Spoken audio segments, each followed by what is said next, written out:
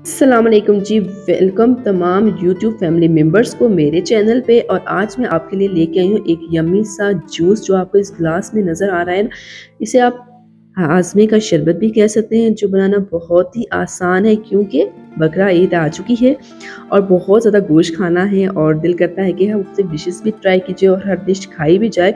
तो मैदा लेकिन हज़म नहीं करता, तो ये जो रेसिपी मैं आपको आज बताऊंगी ना, इसे आप इस्तेमाल करेंगे तो आपका मैदा मेटाबॉलिज्म बहुत ही तेज़ी से काम करेगा। जो भी खाएं पिएंगे वो जल्दी से हज़म हो जाएगा। तो उसके लिए इंग्रेडिएंट्स नोट कर लें। यहाँ पे मैंने एक खाने का चम्मच भर के इमली ली है।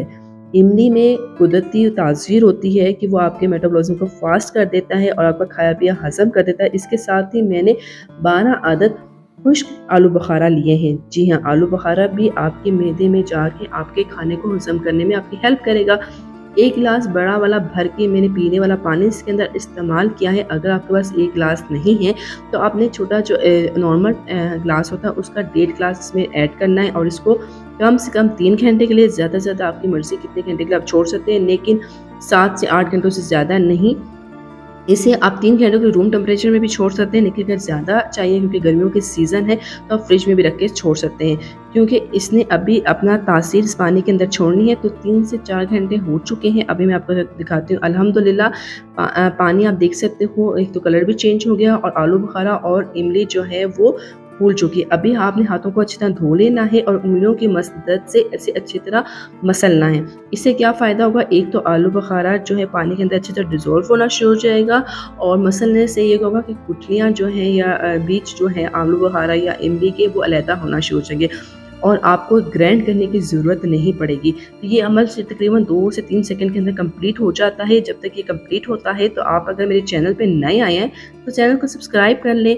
वीडियो अच्छी लग रही है लाइक करें और आप चाहते हैं कि आपके प्यारे भी बहुत ज़्यादा गोश्त खाएं तो इस रेसिपी को जल्दी से शेयर भी कर दें।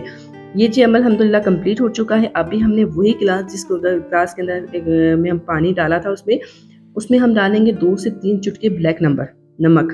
इसके अलावा आपने कोई नमक यूज़ नहीं करना अगर नमक डालना चाहे तो।